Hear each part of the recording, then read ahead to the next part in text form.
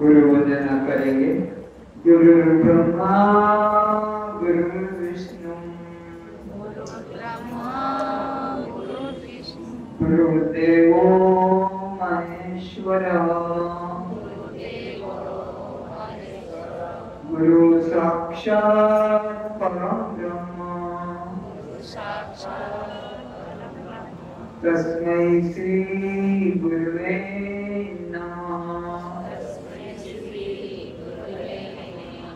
अज्ञानतिमिरान्धस्य ज्ञानाञ्जनशलाकया चक्षुरुन्मीलितं येन तस्मै श्री गुरुवे नमः।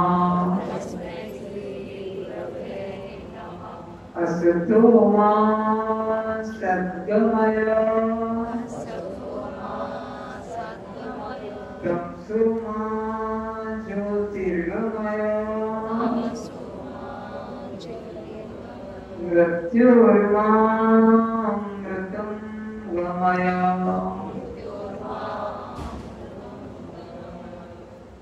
हे गुरुदेव, आप हमें परमात्मा के नाम पर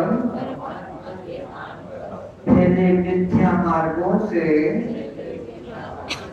अंधविश्वासों से, रूढ़िवादों से वैराग्य कराकर धर्म के, परमात्मा के सत्य मार्ग पर चलाने की कृपा करें। आप हमें अज्ञान अंधकार से निकालकर परमात्मा के दिव्य ज्ञान प्रकाश में लाने की कृपा करें। देह भाव से मुक्त करके ब्रह्म भाव में स्थित करने की कृपा करें। कस्त्वं, उत्तर साफ आना चाहिए। कस्त्वं,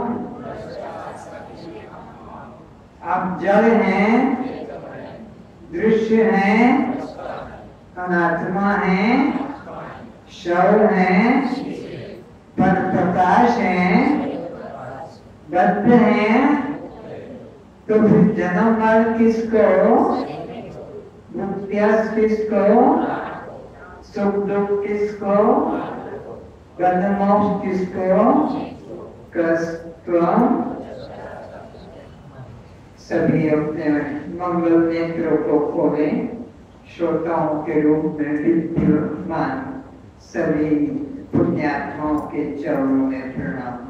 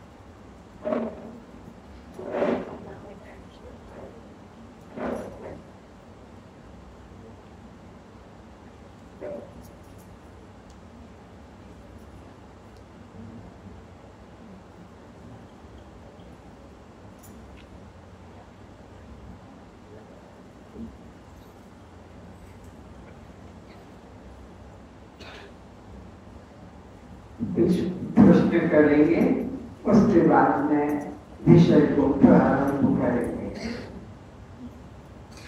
प्रश्न करना जरूरी है क्योंकि आपने ध्यान से सुना है या नहीं सुना है, उत्तर से पता लग जाता है।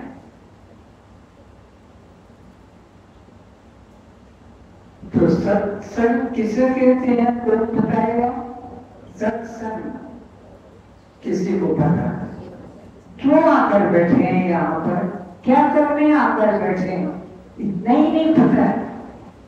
जहां जाकर सत्य की प्राप्ति हो जाती है उसे सत्संग कहते हैं। कथा कीर्तन कहानी किस्से को सत्संग नहीं कहते। जहां जाकर सत्य की प्राप्ति अर्थात अनुभूति जग जाती है उसे सत्संग कहते हैं। आपको मालूम नहीं, और एक सूचना सुनाता हूं। सबकी परीक्षा होगी, पेपर आएगा छपकर, आपको कॉपी दी जाएगी, आपको उसका उत्तर लिखना होगा। तो कब मिल पाएंगे जवाब? रोज रोज विषय को सुनेंगे ध्यान से और महत्वपूर्ण परिभाषाओं को लिखेंगे, तभी तो परीक्षा में, नहीं तो सब खाली पेपर छोड़ देंगे। तो ये साधारण करना नहीं है, ये साधारण सत्संग नहीं है, विलक्षण है। आपको बाहर कहीं ऐसा नहीं मिलेगा। इसकी परीक्षा भी होगी सत्संग की।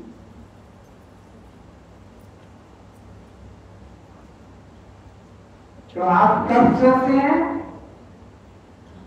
अब देखो कोई के हाथ नहीं आ रहा है, जबकि सब सो रहे हैं, जबकि सब सो रहे हैं, लेकिन किसी का उत्तर नहीं आ रहा है। जब तक हम अपने को देह मानते रहेंगे, हम सब सोते हैं। मोह निशा सब सोवनहारा, रामायण ने स्पष्ट कहा है।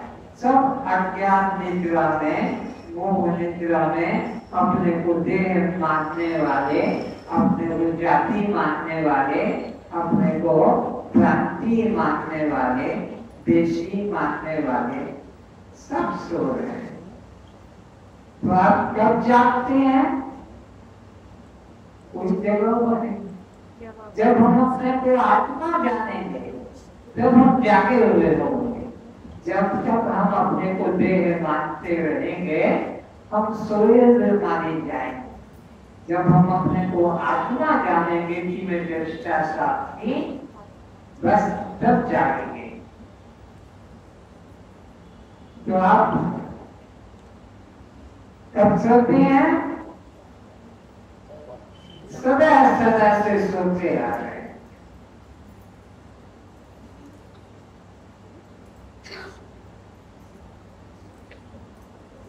कब जागे माने जाएंगे? जब हम अपने को आत्मा दृष्टा साक्षी जाने।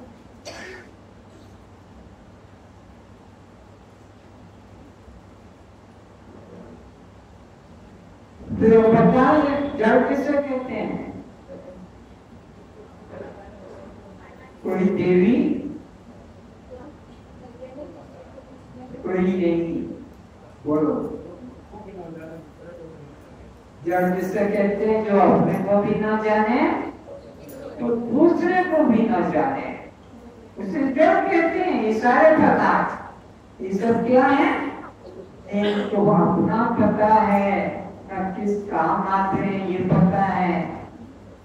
तो जो अपने को ना जाने और दूसरे को ना जाने उसे जड़ कहते हैं। तो चेतन किसे कहते हैं?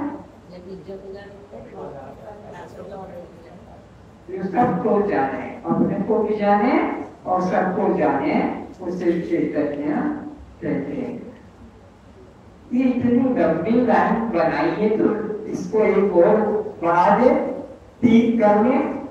ये 2 लाइन बनाइए तो आगे आ जाए एक सज्जन और उनके पीछे बाकी बढ़ जाए, एक सज्जन आगे आके बढ़ जाए। हाँ, चले आए आगे, बस ठीक हो जाएंगे और अच्छे लगेंगे। इतनी हनुमान की पूछ कर दी। पूरा करें इसको, पीछे वाले पूरा करें।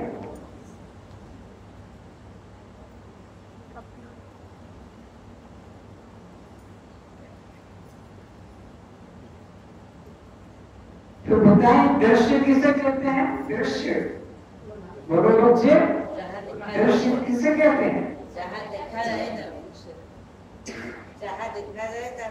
जो दिखाई पड़ता है, जो दिखाई पड़ता है उसे दृश्य कहते हैं। दृश्य किसे कहेंगे? जो दिखाई पड़ता है। तो दृष्टा किसे कहेंगे? जो देखता है, जो देखता है वो दृष्टा कहलाता है। आप सब मुझे देख रहे हैं तो आप दृष्टा है। आप क्या हैं? और ये सब दिखाई पड़ता है तो ये क्या कहलाएगा? दृश्य कहलाएगा। बहुत महत्वपूर्ण परिभाषा है।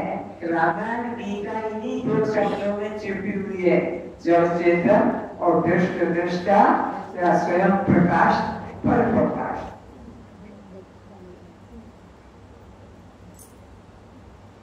तो अनात्मा के 4 लक्षण क्या है? अनात्मा बोलो, वैसे भी ठीक बोलो।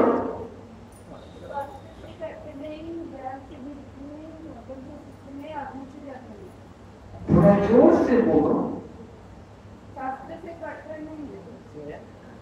जलाने से, भिगाने से और सुखाने से, बस जिनमें ये 4 चीजें घट जाती है, काटने से कट जाए, जलाने से जल जाए, भिगाने से भीग जाए, सुखाने से सूख जाए, उसे क्या कहेंगे? अनात्मा। क्या कहेंगे? तो फिर आत्मा किसे कहते हैं? इससे उलझा। अग्नि में जले, शस्त्र से कटे, पानी से भीगे और पवन से सूखे नहीं, उसे क्या कहते हैं? आत्मा। अब मैं तुमसे पूछूं, तुम कौन हो? बस तुम, तुमको उत्तर देना है मैं दृष्टा साक्षी आत्मा। तुम कौन हो? आत्मा। तुम कौन हो? तुम्हारा शरीर आत्मा? क्यों? क्यों आत्मा नहीं है?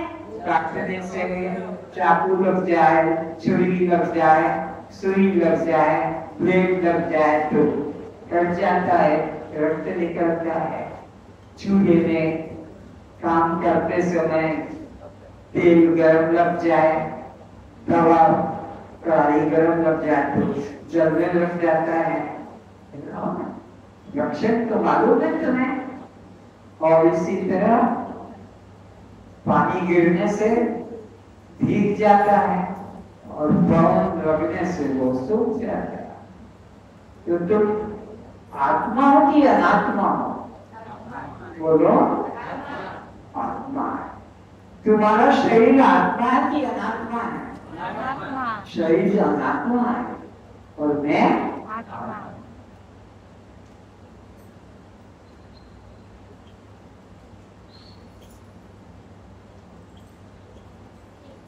शव किसको कहते हैं? शव शव मुर्दा, निष्प्राण, निष्क्रिय। निष्क्रिय, निष्प्राण और जिसमें चैतन्य हो उसे मुर्दा शव कहते हैं। आप शव है कि शिव है? बोलो, शिव है, सजीव है, सप्राण है, सचेतन है। शरीर तो निर्जीव है, निष्प्राण है और निष्क्रिय है। तो पर प्रकाश किसको कहते हैं? शब्द में ही अर्थ छुपा है। पर प्रकाश जो दूसरों के द्वारा प्रकाशित किया जाता है उसे पर प्रकाश कहते हैं। स्वयं प्रकाश किसको कहते हैं? जो सबको प्रकाशित करता है, स्वयं किसी से प्रकाशित नहीं होता है, उसे स्वयं प्रकाश कहते हैं। लौकिक दृष्टि से किसको स्वयं प्रकाश कहेंगे? लौकिक दृष्टि से। पार्वती दृष्टि अलग है। लौकिक दृष्टि, तो लौकिक दृष्टि में सूर्य को स्वयं प्रकाश दे देते हैं, क्योंकि उसको चंद्रमा, विद्युत, तारे कोई प्रकाशित नहीं करते। सूर्य इन सबको, लेकिन सूर्य को भी आत्मा प्रकाशित करता है। इसलिए आत्मा यानी मैं स्वयं प्रकाश हूँ। सूर्य, चंद्रमा और ये जगत सब पर प्रकाश है।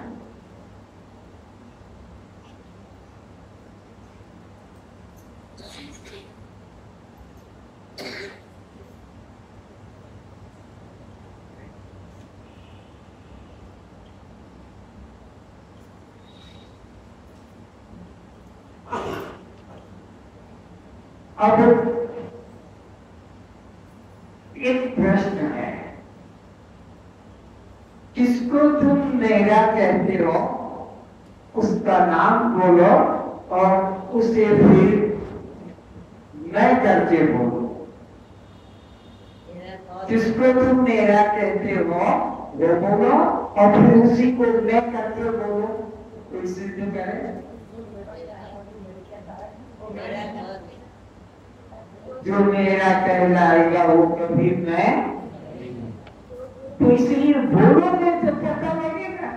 जैसे मेरा रुमाल, मेरा पर्स, मेरा बच्चा, मेरा पति, ये मैं बोल रहा हूं, तुम्हें बोलना है। किस किस को तुम मेरा कहते हो? मेरा मकान, मेरा कुत्ता, मेरा जूता, मेरा टोपा, समझ में आ रहा है? मेरा कहना तो सबको आता है। जे मोर अच्छी जानो छंदी कहाँ को मोर मोर कहूँ कह के बताओ। मोर हाथ, मोर गोड़, मोर मुंह, मोर नाक, मोर दांत, मोर जीभ इत्यादि, ये सब मोर। अब इसको मैं करके बताओ।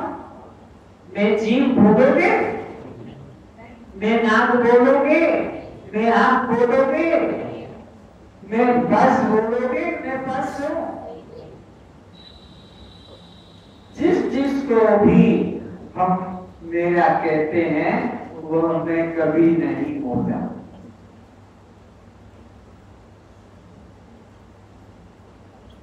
तो दे जन्मा कि मैं जन्मा? बोलो, दे जन्मा, मैं जन्मा। मैं कौन हूं? मैं आत्मा। मैं कौन हूं? आत्मा का कभी जन्म, आत्मा की कभी मृत्यु। जो जन्मेगा वो मरेगा। वो परमात्मा, वो आत्मा नहीं। राम जन्मे, कब जन्मे? त्योहार मनाया रामनवमी। कृष्ण जन्मे, कब जन्मे? तो कृष्ण जन्मे तो आज कृष्ण है, क्यों? जो जन्मा है वो सदा नहीं रहेगा। राम जन्मे तो राम आज है नहीं, क्यों? चले गए। तुम्हारा पिता, तुम्हारी माता, तुम्हारे दादा दादी, नाना नानी आए और वो भी जगत से, तुम्हारा शरीर भी आया है, तो तुम्हारा शरीर भी एक दिन, सबका शरीर एक दिन जाएगा। कोई इसे बचाकर रख नहीं सकता। शरीर जन्मा है, शरीर मरेगा। तो ये पक्का हो गया कि जिसको मेरा या मोर कहा जाता है, वह मैं स्वयं कभी नहीं हो सकता। जैसे मेरा कुत्ता, कहाँ गया है मेरा कुत्ता?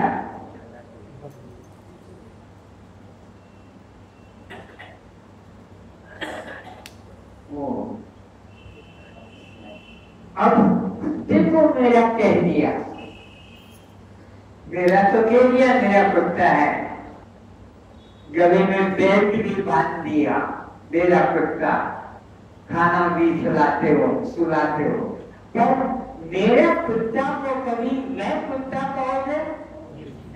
बोलो नहीं ना। मेरा क्या कहते हैं? तुमने गधा तो घोड़ा, अरे मैं गधा भी नहीं, मेरा घोड़ा पर मैं घोड़ा नहीं, मेरा कुत्ता पर मैं कुत्ता नहीं, मेरा गधा नहीं। इसी प्रकार मेरा बच्चे पिस्तौल, तो मैं पिस्तौल नहीं, मेरा त्रिशूल तो मैं त्रिशूल, मेरा बोलो मुकुट तो मैं मुकुट, मेरी बांसुरी तो मैं बांसुरी, मेरा धनुष तो मैं धनुष बाण, तो मेरा शरीर तो मैं शरीर। जे बहुत अच्छी से जिस मौके में यही पाए, लेकिन भूल यही हो रही है, अपने को स्त्री और अपने को पुरुष मानकर 84 लाख के संसार चक्र में फंसे जा रहे हैं। वो हिरण तो मैं हिरण हूं नहीं।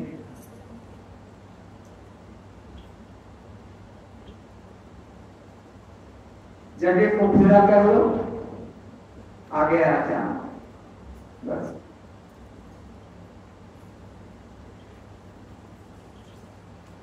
ये वेद, उपनिषद, गीता, रामायण, भागवत, पंचदशी, पंचीकरण, सबका सारी इस क्लास में आपको थोड़े समय में दिग्गज हो जाएगा।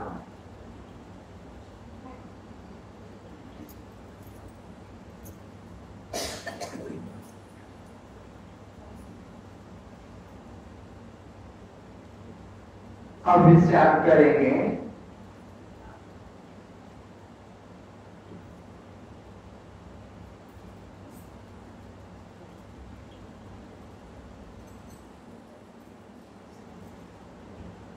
दिशाएं अलग अलग हैं, पूर्व पश्चिम उत्तर दक्षिण, मार्ग अलग अलग है दिशाओं के अनुसार, वाहन अलग अलग है, कोई आकाश में उड़ने वाला है, तो कोई पानी पे चलने वाला है, तो कोई ट्रेन पटरी पर चलने वाली है, कोई भूमि में चलने वाला, कोई 1000 माइल प्रति घंटे की चाल से उड़ता है, कोई 125 माइल प्रति घंटा की चाल से उड़ता है, कोई 25 किलोमीटर, कोई 10 किलोमीटर, सब किए, लेकिन सब एक ही जगह पहुंचते, एक ही जगह। 1000 माइल प्रति घंटे की चाल से जो गया और 100 माइल प्रति घंटे की चाल से गया, कि 10 माइल प्रति घंटे की चाल से गया, कि 5 माइल प्रति घंटे की चाल से गया, या बिस्तर पर ही बैठा रहा, सब एक ही जगह पहुंच जाते हैं। ये विज्ञान का चमत्कार है। एक जगह कैसे पहुंचते हैं? सब मृत्यु को पहुंचते हैं। चाहे 1000 माइल प्रति घंटा चले, कि चाहे वो 50, कि 10, कि 5, कि बिस्तर पर ही बैठा भी, सब जो जन्मा है जातस्य ध्रुव मृत्यु। गीता में भगवान ने अर्जुन को यही कहे, अर्जुन जो जन्मा है वो मरेगा, और जो मरेगा वो कभी परमात्मा नहीं, जो मरेगा वो कभी आत्मा, आत्मा कभी मरता, परमात्मा कभी मरता नहीं, और जो जन्मता और मरता है उसका परमात्मा नहीं कहा जा सकता है। तो ये बात की कर लो कि जो मेरा है वह मैं कभी नहीं हो सकता हूँ। मेरा सदा मैं से अलग होता है। अब विचार करेंगे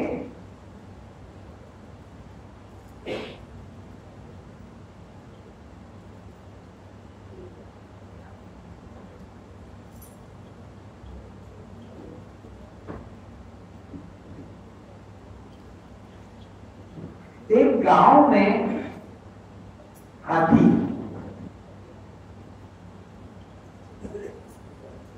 गांव में हाथी आया। बच्चों ने शोर किया, हाथी है, हाथी है, हाथी है। उस गांव में अंधों का भी एक आश्रम था।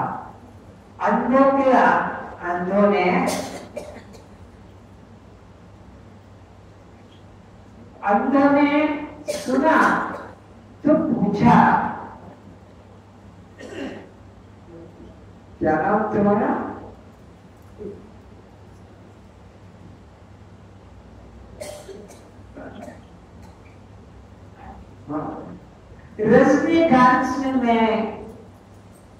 रजनीकांत से पूछा, गांव के अंदर बच्चों ने शोर मचाया, हाथी है, हाथी है, हाथी है। तो अन्य लोगों ने पूछा रजनीकांत बाबू से कि बाबू ये बच्चे क्यों शोर कर रहे हैं, क्या है? बोले सूरदास, गांव में हाथी कभी कभी आता है, बच्चे देख रहे हैं, शोर हो रहा है। वो अंदर ने कहा, रजनीकांत बाबू हमने भी हाथी कभी नहीं देखा, हमें भी हाथी दिखा दो, बड़ी दया होगी। तो रजनीकांत दयालु प्रेमी सज्जन, उन्होंने कहा कि चलो मैं तुमको हाथी दिखाता हूँ। अंधों को, 5 अंधों को ले आया पकड़ के और हाथी के चारों तरफ खड़ा किया। एक ने पकड़ा हाथी को पूंछ को, एक ने पकड़ा हाथी की टांग को। उन 5 अंधों को अनुभव कराया जा रहा है हाथी को किस तरह से। तो हाथी क्या है? हाथी क्या है? तो एक ने कान पकड़ा, एक ने सूंड पकड़ी, एक ने दांत पकड़ा, एक ने जांघ, एक ने पेट। और वो 5 अंधे हाथी को देख रहे हैं। तो 5 अंधों ने हाथी को देखा कि हाथी के एक एक अंग को देखा, एक एक को देखा।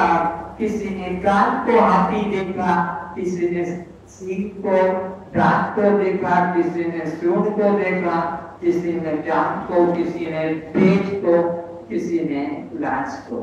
पर हाथी क्या ये 5 के अनुभव में आ रहा है? जो असली हाथी है ये 5 अंधे देख रहे हैं? बोलो नहीं। हाथी तो आंख वाला देखेगा कि अंधा देखेगा? परमात्मा को भी बस ऐसे ही सोचो, अंधों का हाथी है, कोई देखता है लोहे वाला है, तो कोई कहता है धनुष वाला है, तो कोई कहता है त्रिशूल वाला है, तो कोई कहता है गदा वाला है, तो कोई कहता है वह कुछ चार भुजा वाला है, कोई कहता है त्रिशूल वाला। ये सब अंधों का है। जैसे आंख वाला ही हाथी को देखता है, ऐसे ही जिसको गुरु से ज्ञान की आंख मिली है, विमोला नाम पश्यन्ति पश्यन्ति ज्ञान चक्षुषः। गीता के 10वें अध्याय में भगवान ने साफ के 15 अध्याय के 10वें श्लोक में पढ़े। रजनीकांत बाबू गीता का निकालो ये 15वां अध्याय और 10वां श्लोक क्या कहता है? विमोला नाम पश्यन्ति पश्यन्ति ज्ञान चक्षुषः।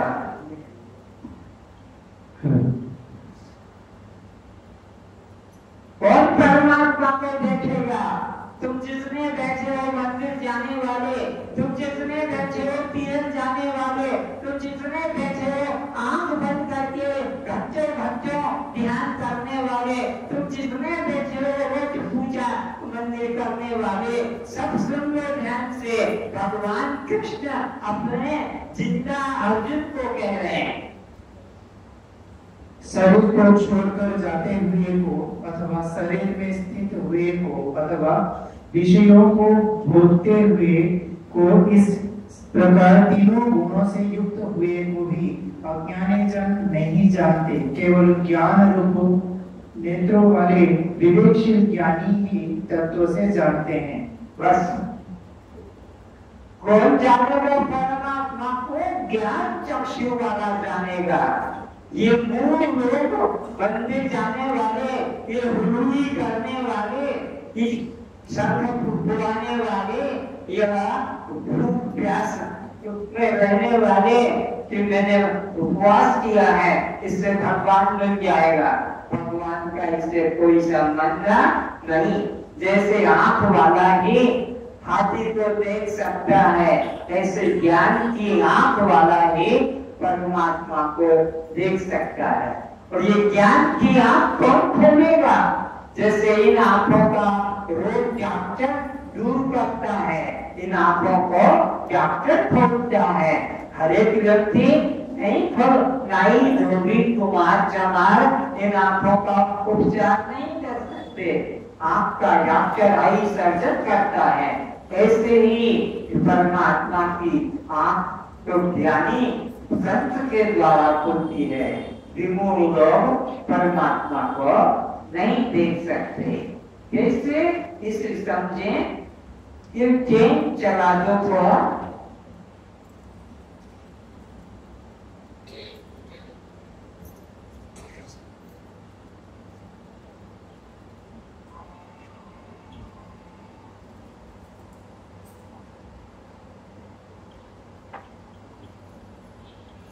तो तुम देख रहे हो कि ट्रेन चल रही है, पर किसके सहारे चल रही है? नीचे क्या है उसके? पटरी है। पटरी से ट्रेन अलग हो जाए तो फिर वो आगे बढ़ पाएगी? बोलो, बढ़ पाएगी? नहीं बढ़ पाएगी। तो पटरी और ट्रेन का कभी वियोग हो सकता है? पटरी बिना ट्रेन चल सकेगी? पटरी के बिना ट्रेन चल सकेगी? नहीं। पटरी साफ होगी, जितना भी चले, जहां भी जाए, ट्रेन और पटरी। इसी तरह ये जीवात्मा परमात्मा पटरी के सहारे चल रहा है। पटरी से ट्रेन को अलग कर दिया जाए, पटरी से ट्रेन को अलग कर दिया जाए, आगे बढ़ेगी? बोलो। तो ऐसे ही परमात्मा जीवात्मा में से निकल कर चला जाए तो ये जीवात्मा आगे नहीं जा सकेगा, वहीं गिर जाएगा, वहीं प्राण निकल जाते हैं। तो परमात्मा तुम्हारे साथ कैसा है, बंद कर दो। परमात्मा का और तुम्हारा साथ कैसा है, जैसे पक्षी और बोलो ट्रेन का। परमात्मा का और तुम्हारा ऐसा ही है, जैसे पक्षी के सहारे ट्रेन, ऐसे ही परमात्मा के सहारे जीव। जीव और परमात्मा दो अलग अलग रहकर काम नहीं करते हैं।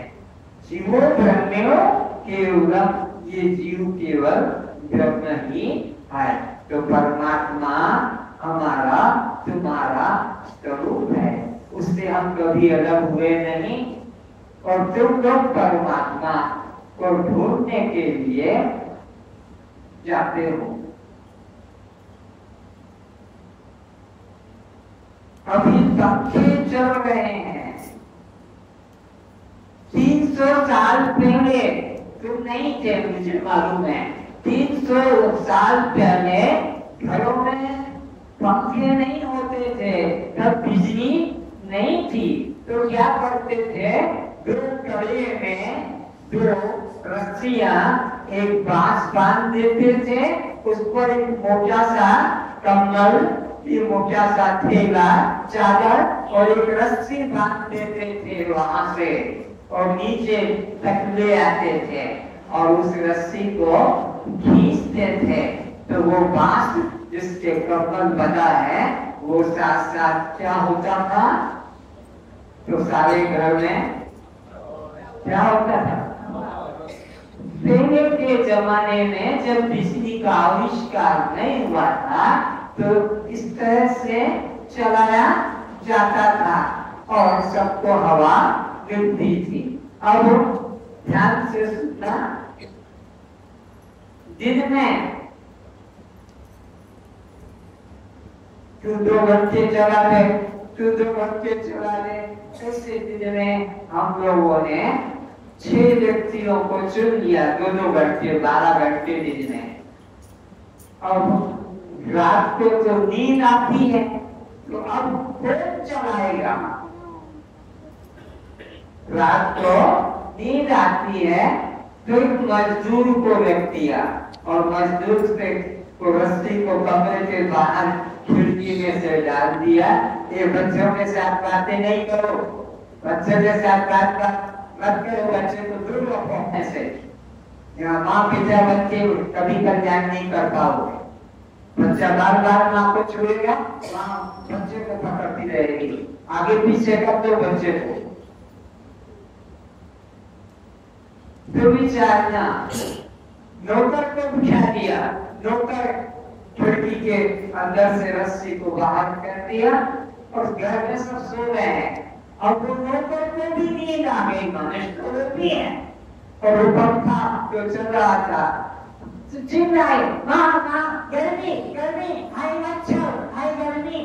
तो सब उठ गए, उस नौकर को कहे खड़े खड़े चलाओ, कब पैसा मिलेगा, तुम सो जाने के लिए थोड़ी पैसा देंगे, खड़े खड़े। वो चलाता है, मजदूर है बेचारा, नौकरी कर रहा है, काम करता है। अब तुम बिस्तर से उठे, नहाए धोए, थाली सजा ली, थाली सजा ली हम लोगों ने, क्या है, पुष्प मंदिर जा रहे हैं, और फल मंदिर जा रहे हैं लेकर।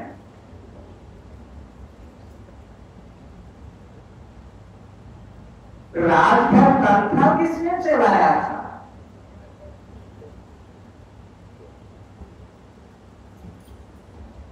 मजदूर ने। उसके बाद में ये जो पंखा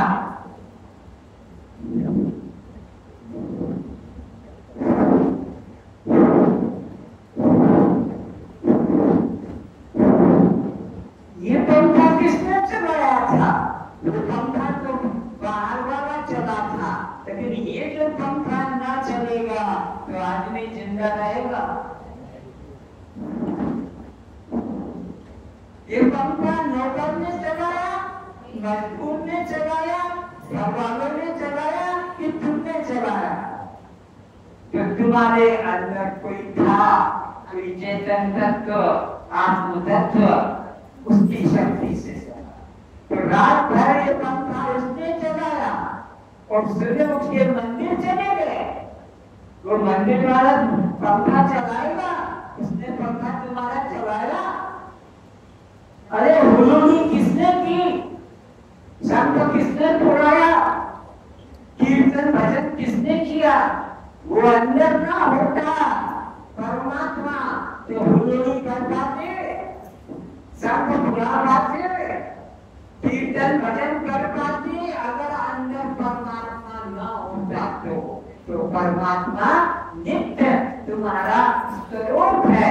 किंतु वो जो व्यक्ति, अज्ञानी व्यक्ति हुलूनी करने में लगा है, तो कोई अपना कीर्तन में भाग लेकर बैठ गया है, तो कोई पूजा करने में लगा है। और याद रखो परमात्मा तुम्हारा अपना नित्य स्वरूप है, उसको कभी बाहर मत ढूंढना। परमात्मा बाहर नहीं, तुम्हारा अपना चेतन आत्मा है।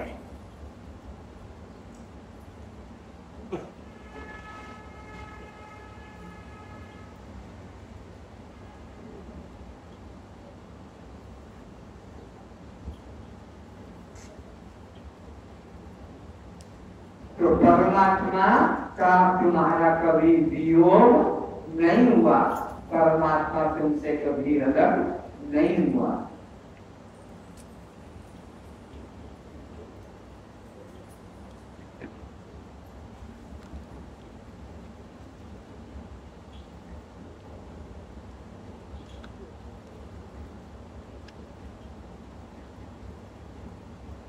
विचारे ये भी भगवान कहलाते हैं, ये भी भगवान कहलाते हैं। इनके अंग कितने सुंदर लगते हैं, मनमोहन, मन को मोहित करने वाला।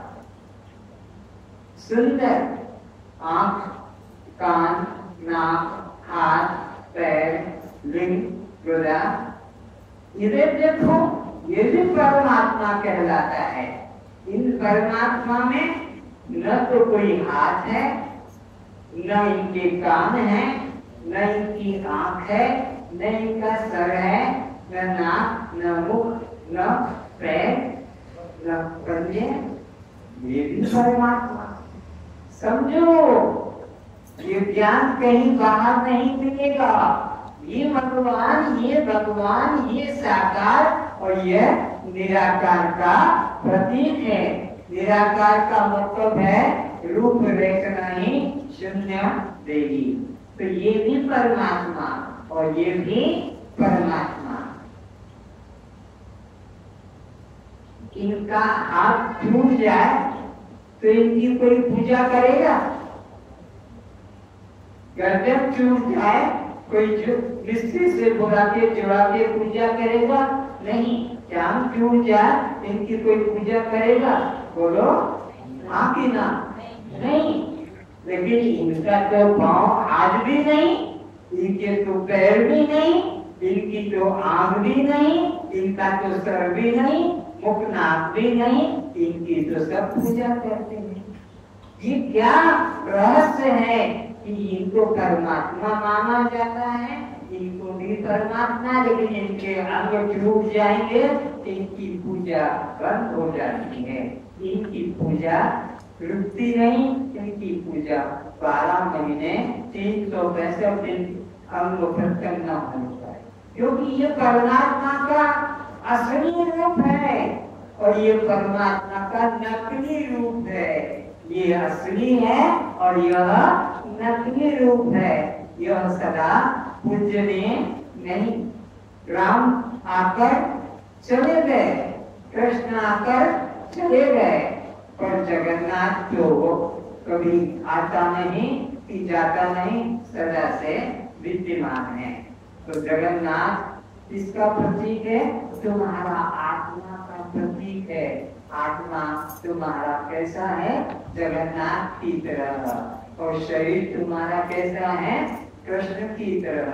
तो ये तो जन्मा और ये मरेगा, ये सत्य नहीं है, पर यह सत्य है। इसका न जन्म है न कभी मृत्यु है। तो परमात्मा का वास्तविक स्वरूप कौन सा है? बोलो, जगन्नाथ है। राम आकर चले गए।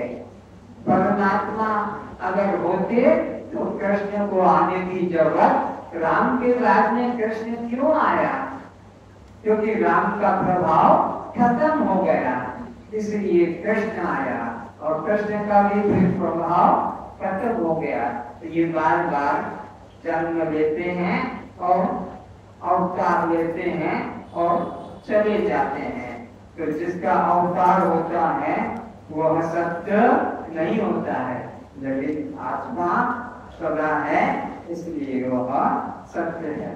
विचार की बात है। तो जो जो भी वस्तु आपको मेरी कहलाती है, इस पे अपने को अलग विचार करते रहना है। अब इसी प्रकार से यहाँ पर देखेंगे कि अलग अलग प्रकार के यहाँ फल हैं, पुष्प हैं,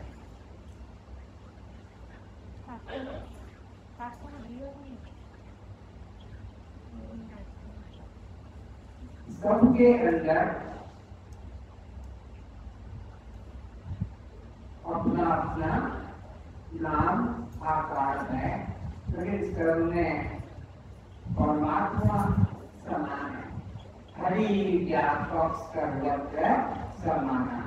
परमात्मा चाहे हाथी हो, घोड़ा हो, कुत्ता हो, मनुष्य हो, पशु हो, पक्षी हो, सब के अंदर परमात्मा है। ये उसका चमत्कार, और वो सब में समान होता है, कहीं कम और ज्यादा नहीं होता है।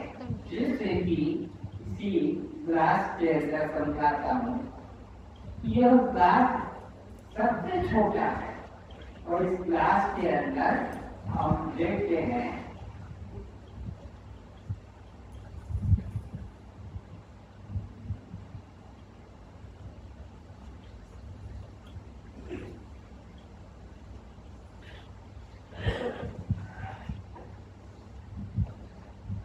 ये ग्लास परमात्मा का रूप है। ये बड़ा है, ये और बड़ा है, ये और बड़ा है, लेकिन परमात्मा सब में समान। परमात्मा छोटे में छोटा नहीं कि बड़े में बड़ा नहीं, हरि व्यापक सर्वत्र समाना। तो यही परमात्मा यदि इस जीवन में आ जाता है तो देखें,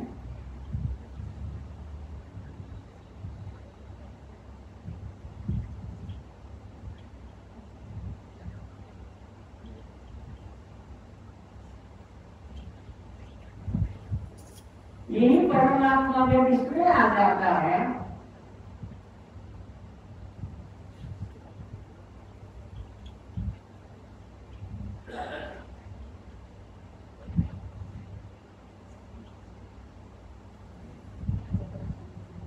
यही परमात्मा जब इसमें आ जाता है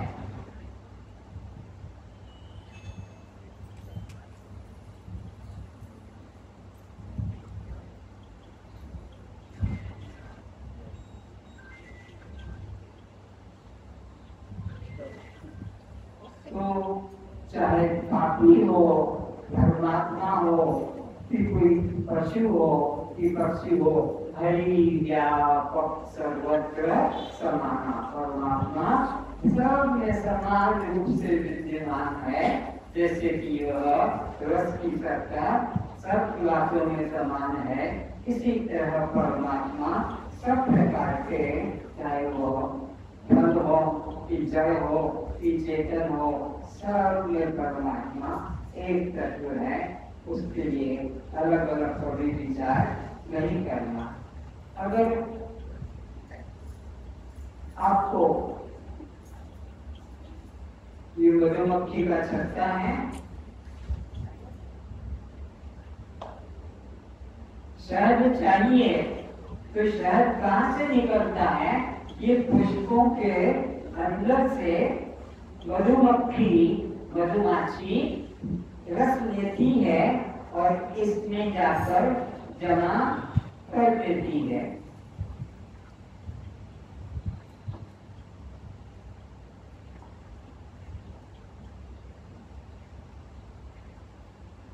यहाँ से लेकर और इसमें रख देती है, ठीक है ना।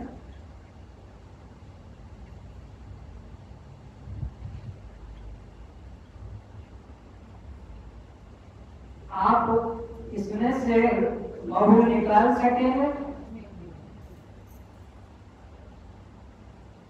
पुष्प में महू है, लेकिन तुमको वहां से मिलेगा नहीं। इसी तरह महू चाहिए तो आपको महू फेना के पास जाकर और यह महू प्राप्त करना होगा। तो ऐसे ही परमात्मा सर्वत्र है, मंदिर में भी है, तीर्थ में भी है, मोक्ष में भी है, सब में, जल में भी है, सब में। यदि तुम्हें प्राप्त करना हो तो हनुमान छाती चीर के दिखाता है। राम उमा सब अंतर्यामी परमात्मा सबके हृदय मंदिर में विद्यमान है। वो बाहर किसी पदार्थ में मिलने वाली वस्तु नहीं है। तो परमात्मा को अगर प्राप्त करना है तो बद्रीनाथ, केदारनाथ, रामेश्वर जाना नहीं पड़ेगा। परमात्मा कोई गुरु मिल जाएगा तो अपने हृदय में ही अनुभव कराएगा। और किस रूप में? जैसे मैंने पहले भी कहा, आज जब मैं चलती हूँ, बोलो, जब मैं चलती हूँ परमात्मा ही मुझ में चलते हैं। परमात्मा ही मुझ में चलते जब मैं देखती हूँ, जब मैं देखती हूँ परमात्मा ही मुझ में देखते हैं। जब मैं सुनती हूँ, परमात्मा ही मुझ में सुनते हैं। जब मैं बोलती हूँ तो परमात्मा ही मुझ में बोलते हैं। जब मैं खाती हूँ तो परमात्मा ही खाता है। मुर्दा को खिलाओ खाएगा? मुर्दा नहीं खाएगा, लेकिन चैतन्य व्यक्ति ही उसको ग्रहण करता है। तो परमात्मा चेतन तत्व है और वो मेरे अंदर विद्यमान है। उसके लिए मेरे को कहीं खोजने की, ढूंढने की, जाने की जरूरत नहीं है। तो परमात्मा सबके अंदर समान रूप से विद्यमान है। वो पत्ते में भी है, वह परिवार छिलके में भी है, वह मल में भी है, फल में भी है। वह परमात्मा हरि व्यापक सर्वत्र समाना। वह जो तुमको दूध मिलता है संसार में, तो दूध कहाँ से मिलेगा? गाय से मिलेगा, बकरी से मिलेगा, कि सुअर से मिलेगा, कि गधेड़ी से मिलेगा। पर वो गधेड़ी क्या खाती है? वो सुअरी क्या खाती है? वो छिलके खाती है। छिलकों में भी दूध है। यह सुअरी मल खाती है, ताजा मल है, इसमें भी दूध है। इसी तरह बकरी पत्ते खाती है, उसमें भी दूध है। यह दूध खाती है, उसमें भी दूध है। यह बंदर माकड़ जो फल खाते हैं, यह गाजर, इनमें भी दूध है। यहाँ चना में भी दूध है, दाल में भी दूध है, मूंग में भी दूध है, चीना बादाम में भी दूध है, मसूर में, सब में दूध है। पानी में भी दूध है, फलों में भी दूध है। लेकिन तुम दूध कहाँ से ले पाओगे? क्या तुम छिलकों में से निकाल पाओगे? मल में से निकाल पाओगे? पत्ते में दूध तो है, सब प्रकार के अन्नों में भी, सब प्रकार के फलों में भी, सब प्रकार के हैं। लेकिन दूध देने वाले प्राणी से मिलेगा। दूध सब में है, जल में भी दूध है, लेकिन तुम जल में से दूध नहीं निकाल। तुम्हें दूध चाहिए तो तुम्हारे को दूध देने वाले प्राणी से। तो परमात्मा सर्वत्र है, पर तुमको प्राप्त करना है तो अपने हृदय में ही कर सकोगे। बाहर कहीं पर भी किसी को वो परमात्मा प्राप्त नहीं होता है। हरि व्यापक सर्वत्र समान। तो तुम परमात्मा से कभी दूर अलग नहीं हो, इसे समझोगे।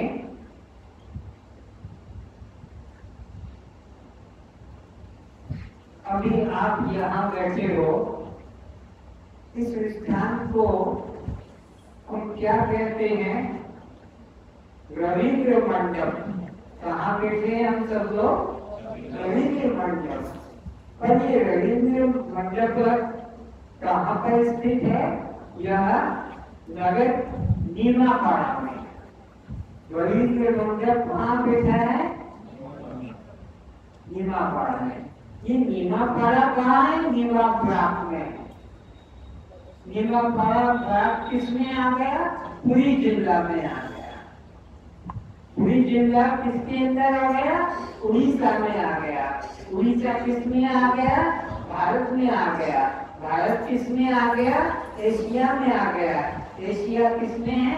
ब्रह्मांड में। अब उलट जाते हैं, ब्रह्मांड से एशिया अलग, एशिया भारत, एशिया से भारत अलग, भारत से उड़ीसा अलग, उड़ीसा से पुरी जिला अलग नहीं, पुरी जिला से नीमापाड़ा ब्लॉक अलग नहीं, नीमापाड़ा से नगर नीमापाड़ा अलग नहीं, और उससे फिर रविंद्र मंडप अलग नहीं। तो तुम सब अभी यहाँ किसमें बैठे हो? तुम यहाँ ब्रह्मांड में बैठे हो। ये भौगोलिक ज्ञान है, समझना है। यहाँ पर ये जो है, इसमें सारा ब्रह्मांड तुम्हारा ये नीमापाड़ा का यह रविंद्र मंडप भी इसमें है। इसमें रविंद्र मंडप भी है और इसमें नीमापाड़ा नगर भी है। इसके अंदर नीमापाड़ा जो है ब्लॉक भी है। इसमें पुरी जिला भी है, दिखाया है बिंदु बिंदु पर है, अलग नहीं। और पुरी जिला उड़ीसा से अलग नहीं, उड़ीसा भारत से अलग नहीं, भारत एशिया से अलग नहीं, एशिया ब्रह्मांड से अलग नहीं। तो तुम हम सब यहाँ कहाँ पर बैठे हैं? ब्रह्मांड में। कहाँ है? ब्रह्मांड में। ब्रह्मांड कहाँ है?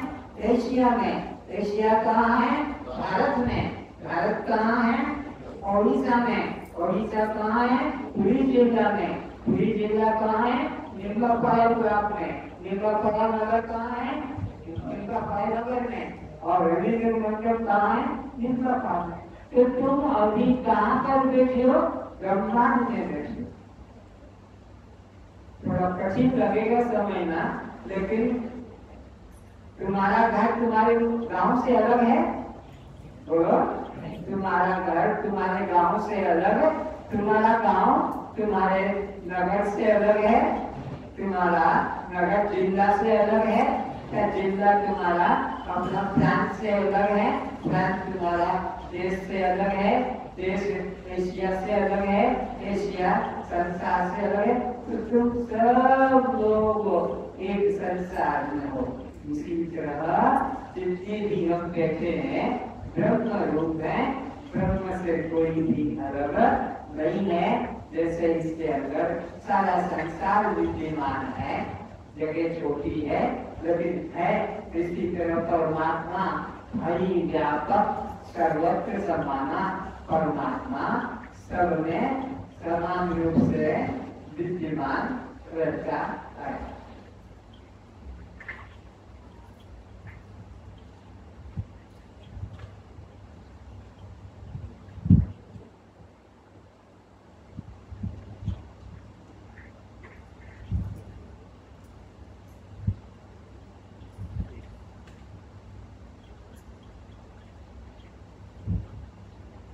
जिसलिए डॉक्टरों की पहचान है, लगा लिया और रोगी कर देंगे, ये पहचान डॉक्टर की। लेकिन डॉक्टर इस मशीन से एक ही अलग है, अलग अलग किया निकाला। इसी प्रकार ये तुम्हारा शरीर तुमसे अलग है। जैसे डॉक्टर से यह अलग है, हनुमान से यह गदा अलग है, कृष्ण से मुरली अलग है, शंकर से त्रिशूल अलग है और नया राम से धनुष अलग है, ऐसे ही जीव से शरीर अलग है। जैसे हनुमान गदा पकड़ता है, डॉक्टर स्टेटो पकड़ता है, कृष्ण मुनि पकड़ता है, शंकर त्रिशूल पकड़ता है और अलग भी रखता है। राम खाते समय साथ में रखेगा, सोते समय साथ में रखेगा कि अलग रखेगा? तो ये तुम्हारा जो है शरीर तुमसे अलग है। शरीर जब बदलते हो ये यही रह जाता है और दूसरा शरीर को धारण कर लेते हो। तो तुम हमेशा अपने को जीव हमेशा परमात्मा से एक है। जैसे यह बर्फ पानी से कभी अलग नहीं होता है, बल्कि पानी का ही दूसरा रूप बर्फ है, ऐसे ही ब्रह्म से जीव कभी अलग नहीं होता है। जीवो ब्रह्म केवल, ये जीव केवल ब्रह्म ही होता है।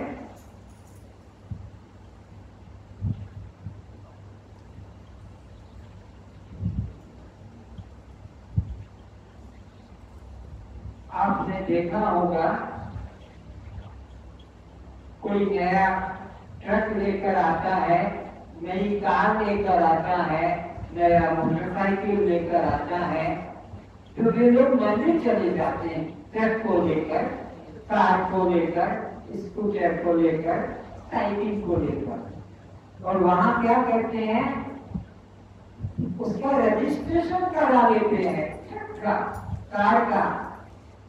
पुजारी आएगा, भगवान की पूजा करते करते भगवान को छोड़कर और मंदिर से निकलकर, और वो ट्रक की पूजा है लगे तो फिर पागल हो गया।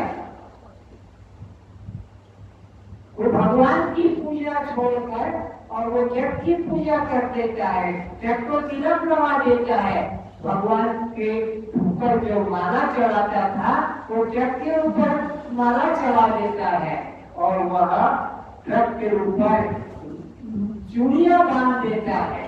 चूड़ियां, कोई जूता बांध देता है, कोई बटकी बांध देता है और उसको लेकर चलते हैं। अब विचार करो, ये ट्रक के ऊपर तुमने चूड़ियां बांध दी, ट्रक के ऊपर लाल जो है फीता बांध दिया, काला बालों का स्त्रियों का जैसे बाल होते हैं, ऐसे ट्रक के ऊपर भी काले बाल बाजार में मिलते हैं और वह लटका देते हैं। और जितने एक्सीडेंट होते हैं सब हाईवे रोड के ऊपर उन्होंने वो चूड़ियां भी है, जूता भी लटका हुआ है, मछली भी लटकी हुई है, लाल साड़ी भी पहना रखी है, सब एक्सीडेंट। अगर वो रक्षा करता मंदिर वाला, वो मूर्ति वाला, सबके कोई कृष्ण का फोटो है तो किसी में राम का फोटो है, किसी में दुर्गा अम्बा काली का, ट्रक में, कार में, और सब यही मरते हैं ज्यादातर एक्सीडेंट में, यही मिलते हैं। ओ मेरे भाई विवेक जगाओ, अगर इनके द्वारा कल्याण होता तो तुम अपने गले में क्यों नहीं वो चूड़ियां लटका देते हो? तुम अपने गले के अंदर वो चप्पल जूता क्यों नहीं लटका देते हो? तुम अपने अंदर वो जो है मछली क्यों नहीं लटका देते हो? अगर मछली के द्वारा कर लिया तो तुम्हारा मूल्य ज्यादा है कि ट्रक का मूल्य ज्यादा है? ट्रक का मूल्य कम है, तुम जब जिंदा रहोगे तो ट्रक को संभालोगे, कार को संभालो, तो तुम्हें अपनी रक्षा करना है पहले कि ट्रक की, कार की, मोटरसाइकिल की अपनी रक्षा करना। तो अपने गले में डालो। तो कई लोग हाथ में चूड़ियां पहने, पुरुष होकर भी चूड़ियां पहने हैं, वो कड़ा पहने हुए हैं, अगले जन्म की तैयारी कर रहे हैं कि हमको अगला जन्म फिर महिला का मिल जाए, हम फिर दोनों हाथों में पहनेंगे, फिर दोनों हाथों में बालियां पहनेंगे, फिर हम अपना कपड़ा बदल लेंगे। मनुष्य का और अपना क्या बोलते हैं इसको, हाथ में लपेटते हैं, कोई अपना कड़ा पहनता है, कड़ा पहन लेता है, कड़े से रक्षण कल्याण का कोई संबंध नहीं। अज्ञानी लोग ये बाहर के इन्हीं को धर्म मानकर बैठ गए। अरे ज्ञान के बिना किसी का कल्याण, ज्ञान जो धारण करेगा उसी को कल्याण होगा।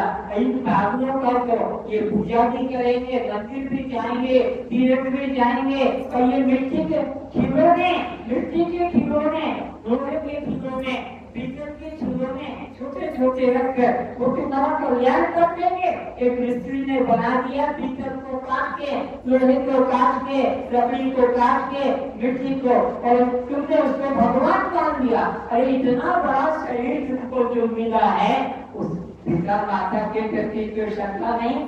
कितने लोग हैं जो पिता माता को प्रणाम करते हैं, उठकर पिता माता को प्रणाम की बात ही कल्पना में नहीं आती है। मंदिर के पत्थर की मूर्ति को, मिट्टी की मूर्ति को, चित्र को परमात्मा नाम के प्रणाम करते हैं, और भगवान के प्रति श्रद्धा नहीं करते हैं। इनका कैसे कल्याण होगा?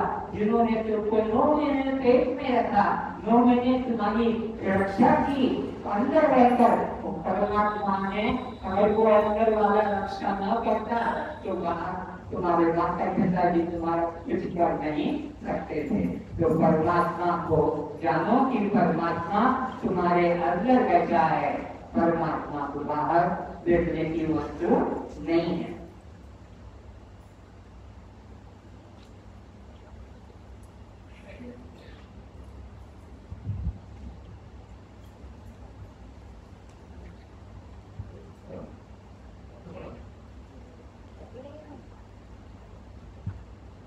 श्रवण कुमार का नाम सुना होगा। उसके पिता माता अंधे थे। वो अपने पिता माता को अपने कंधे के ऊपर जो है जोगी में रखकर, झोली में रखकर और चलता था। और उसी को दशरथ ने तीर मार दिया, धोखे से लग गया, मृत समझ कर मारा था, लेकिन वो तीर श्रवण कुमार को लग गया। उस अन्य माता पिता का कुछ सहारा नहीं बना। कि उसके माँ बाप ने कहा कि जैसा मैं अपने पुत्र वियोग में प्राण छोड़ रहा हूँ, ऐसा है दर्शक, तेरे को भी तेरे पुत्र वियोग में प्राण छोड़ना पड़ेगा।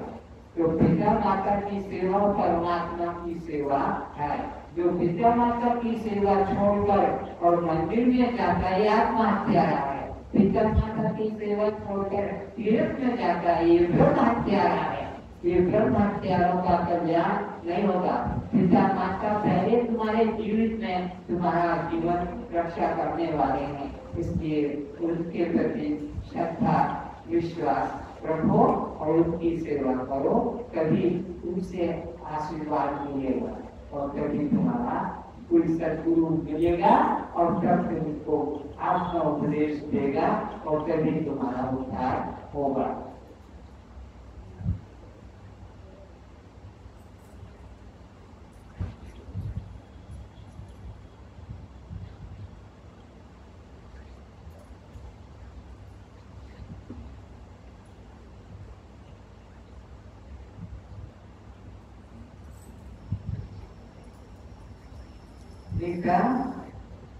भजन बोलो,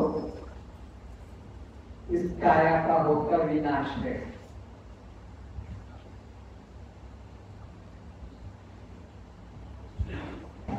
सागर बाबू निश्चय करें दिवाली का फंक्शन कैसे पूरा करोगे। एक शिविर का कभी इसमें रुकावट नहीं पड़ना चाहिए। कल गुरु तत्व बताया जाएगा।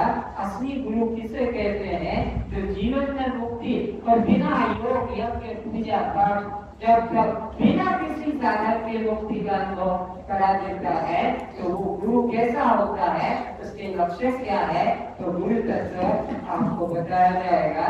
फिर वो गुरु आपको अपने आहार के बारे में बताएगा कि मनुष्य को आहार कौन सा करना चाहिए। आहार 2 प्रकार का है, एक तो है तमोगुणी मांसाहारी और एक शाकाहारी जो देवताओं के आगे रखा जाता है। तो बहुत विस्तार से शाकाहार के लक्षण क्या है जो मंदिर में भगवान के आगे रखते हैं और जो दुष्ट लोग अज्ञानी लोग पशुओं का आहार खाते हैं वह इस गति को पाएंगे। ये विस्तार का विषय आगे होगा, चलिए गुरु तत्व होगा तो कल गुरु तत्व का विषय को सुनेंगे और अपना फॉर्म दिया जाएगा, एडमिशन फॉर्म वो भर कर देंगे, कोई पैसा नहीं लगेगा, आपकी हाजिरी होगी, आपका नाम होगा, आपकी क्वालिफिकेशन उसमें होगी और आप कौन सा आहार करते हैं उसके सब जानकारी होगी। आज इतने ही बस। आप जय हैं, कृष्ण हैं, अनात्मा हैं, शव हैं, पर प्रकाश हैं, बच्चे हैं,